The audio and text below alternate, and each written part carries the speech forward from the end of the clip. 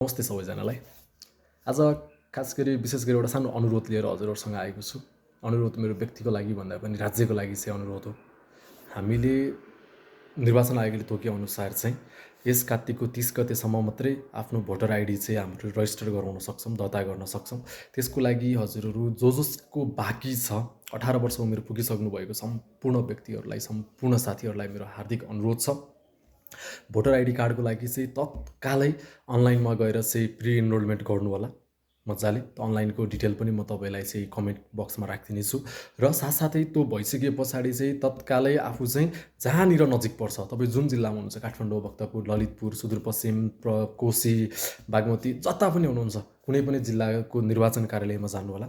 निर्वाचन कार्यालयमा गएर आफ्नो नागरिकता, केवल एउटा नागरिकता भयो भने नागरिकता लिएर जिल्ला निर्वाचन कार्यालय वा प्रदेश निर्वाचन कार्यालय गएर चाहिँ दर्ता गर्नुहुन म अनुरोध गर्दछु। फागुन 21 गते चुनाव भइरहेको छ र अहिले चाहिँ काठमाडौँ लगायतको एकदमै बिजी हुने निर्वाचन कार्यालयहरूमा 12 घण्टामा पनि काम गराइएको छ। हिजो मात्रै हाम्रो सम्माननीय प्रधानमन्त्रीले भन्नुभएको छ, यदि आवश्यक परेको खण्डमा चाहिँ म्याद थप्नु हुनलाई चाहिँ उहाँले चाहिँ जाँचबुझ गर्नलाई चाहिँ निर्वाचन आयोगलाई पनि भन्नुभएको छ। म्याद थप्ने नथप्ने फाइनल भएको छैन र पनि कार्तिकको 30 गतेसम्म म्याद रहेको छ, जानु होला। भोटिङ राइट्सलाई चाहिँ मदर अफ अल राइट्स भनेर भन्ने गरिन्छ।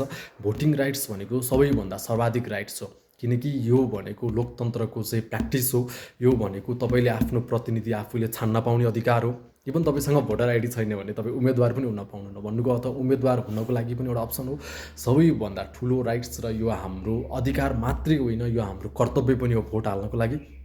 याद गर्नु होला, तपाईँको निर्वाचन क्षेत्रमा तपाईँले भोट नहाल्दै गर्दाखेरि सबैभन्दा करप्टेड मान्छेले, सबैभन्दा चाहिँ तपाईँले चाहिँ नजिताएको मान्छेले, समाजले नचाहेको मान्छेले जित्दिन सक्छ एउटा भोटले पनि। तर एटलिस्ट तपाईँले भोट राख्दै गर्दाखेरि, तपाईँले राम्रो व्यक्तिलाई राख्दै गर्दाखेरि राम्रो व्यक्तिले जित्ने सम्भावना त रहन्छ। त्यस कारणले कसलाई भोट हाल्नु छ नितान्त तपाईँको व्यक्तिगत कुरा हो।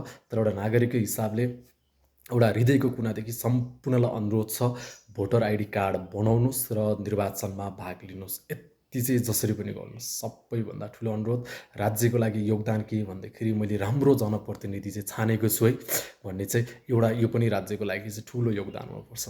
हस्, धन्यवाद।